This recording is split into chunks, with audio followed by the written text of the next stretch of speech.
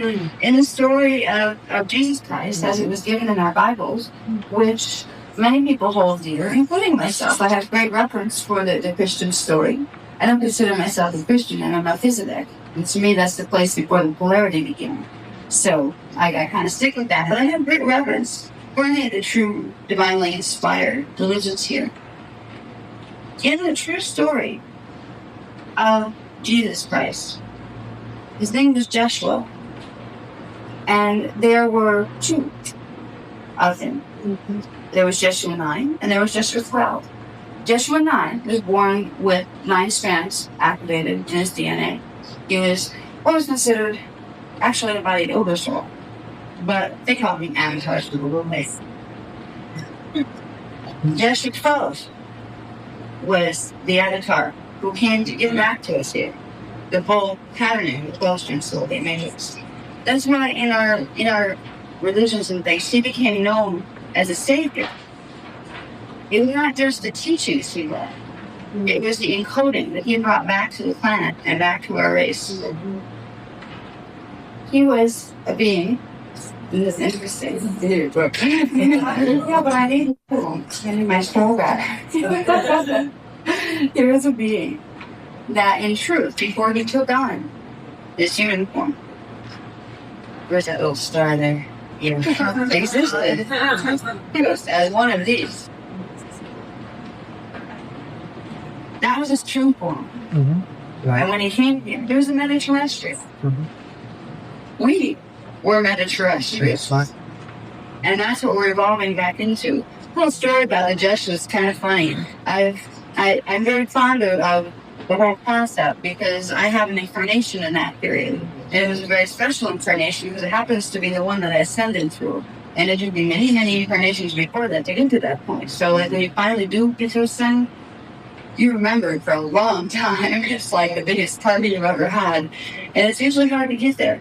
I was very fortunate that in that lifetime, I had Joshua 12 as my teacher.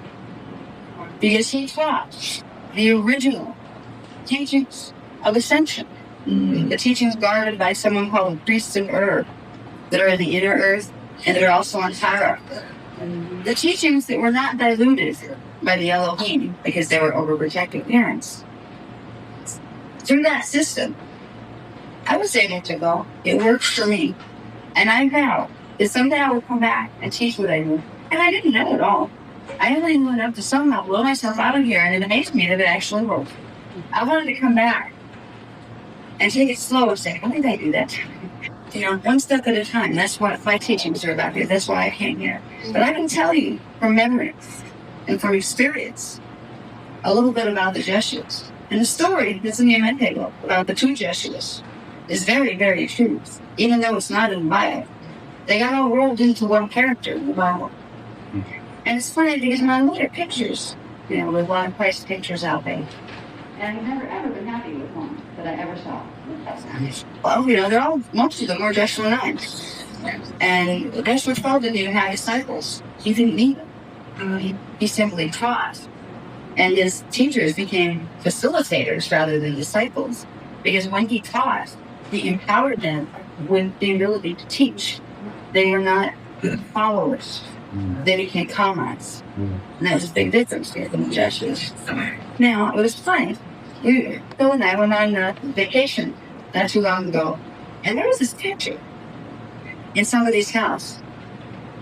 And I walked by it, and I almost jumped because it was the first picture that I ever saw that really looked like Joshua 12, except he used to wear his hair in braids.